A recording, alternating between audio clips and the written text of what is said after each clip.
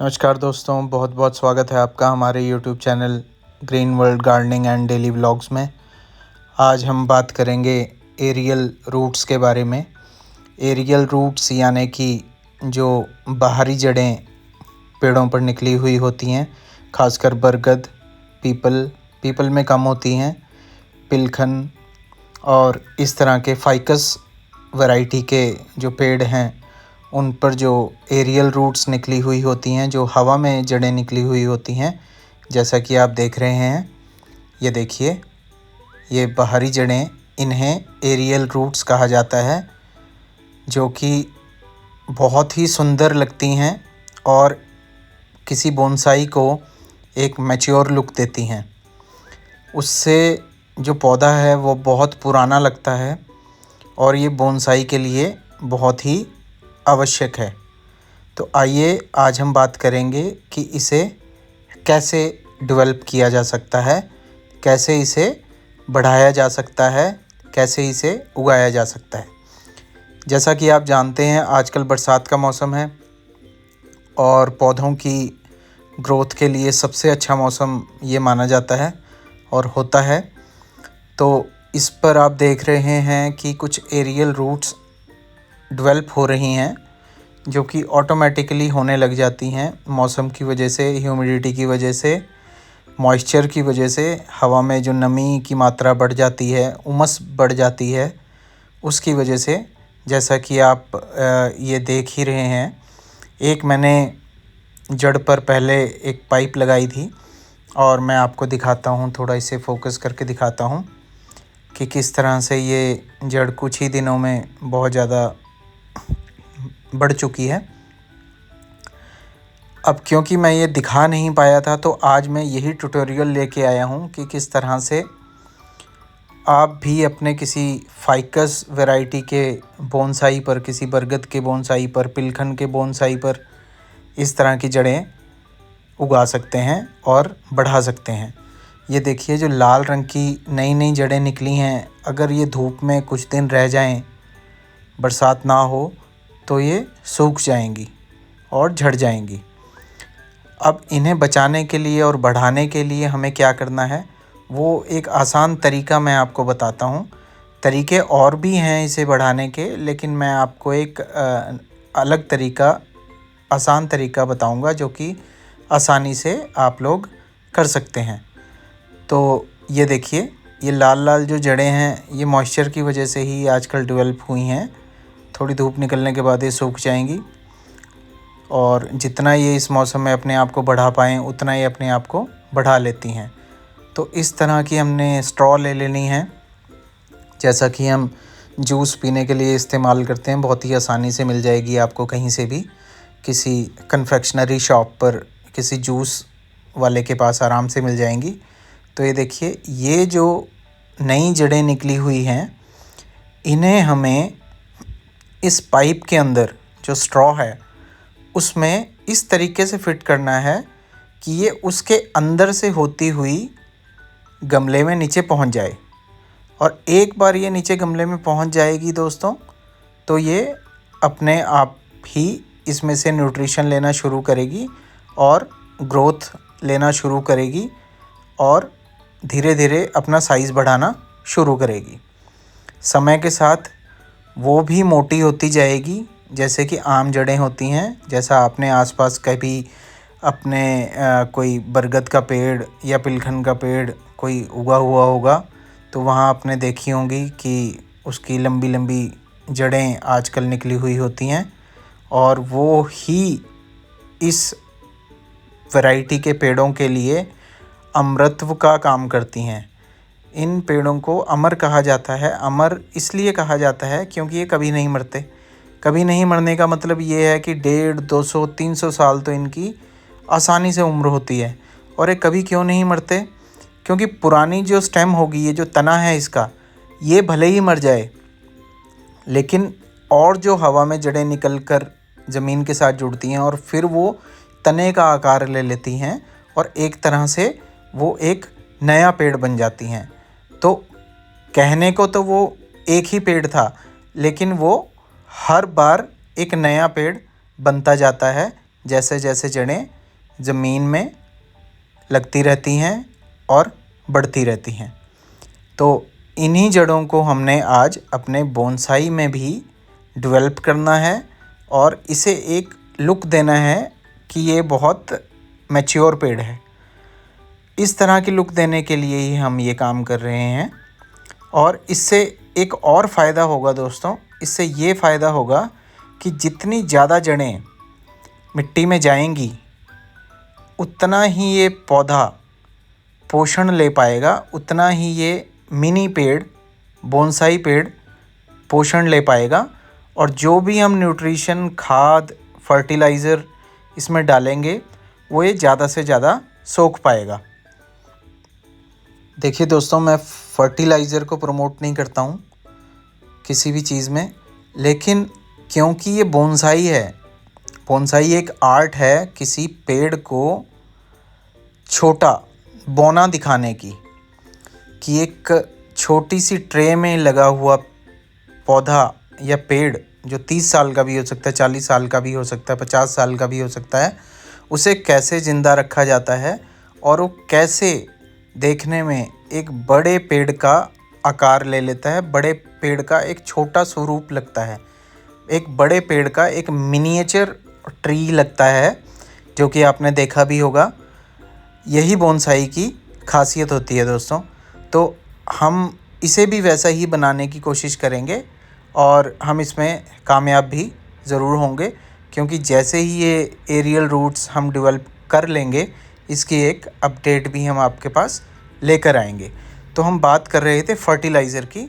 जो फर्टिलाइज़र, क्योंकि ये एक छोटी ट्रे में लगा हुआ होता है दोस्तों, कोई भी बोनसाई है, चाहे वो किसी भी पेड़ का बोनसाई है, बोनसाई बहुत तरह के पेड़ों के बन जाते हैं, नीम का, आम का, किसी भी बड़े पेड़ का, जैसे गुलमोहर का, और बरगद का तो आम है कि आम तौर पर बनाया जाता है, क्योंकि बरगद उगाना बहुत ज़्यादा आसान है। उगाना क्या आसान है, वो आपने कई जगह देखा होगा, वो अपने आप ही उग जाते हैं। पिलखन अपने आप उग जाता है, पीपल अपने आप उग जाता है। इसके जो बीज होते हैं दोस्तों, वो पक्षी खाते हैं और उनकी अपनी बीट के साथ जहाँ जहाँ वो बीज को छोड़ देते हैं वहाँ वहाँ वो पौधा उगने लग जाता है और एक बड़ा आकार ले लेता है। ये इसका एक इंस्टिंक्ट है इस तरह के पेड़ों का अपने आप की ग्रोथ को बढ़ाने का।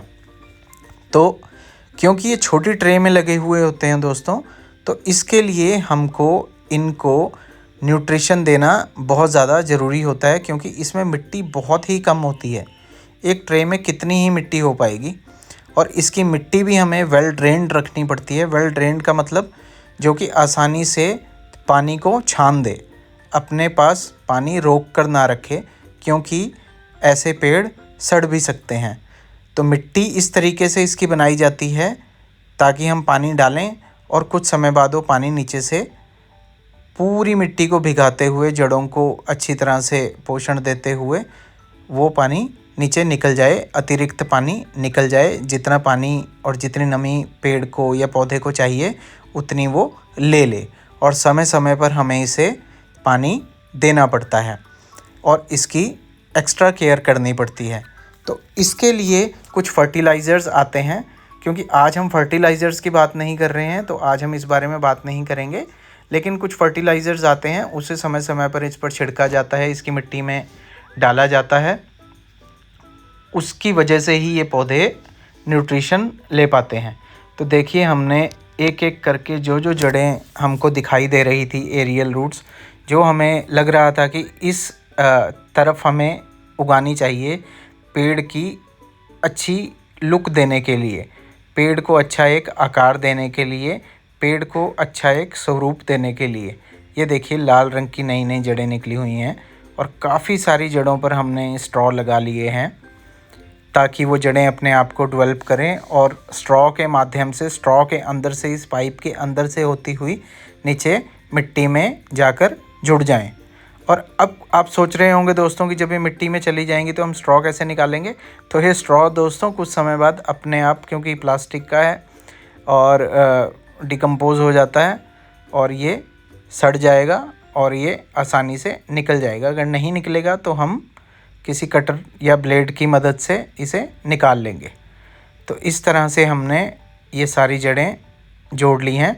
क्या आपने भी इस तरह का कभी कोई एक्सपेरिमेंट या कुछ किया है दोस्तों? तो हमें कमेंट सेक्शन में ज़रूर बताएं और इस चैनल को ज़रूर सपोर्ट करें दोस्तों। आपका साथ बहुत ज़्यादा ज़रूरी है।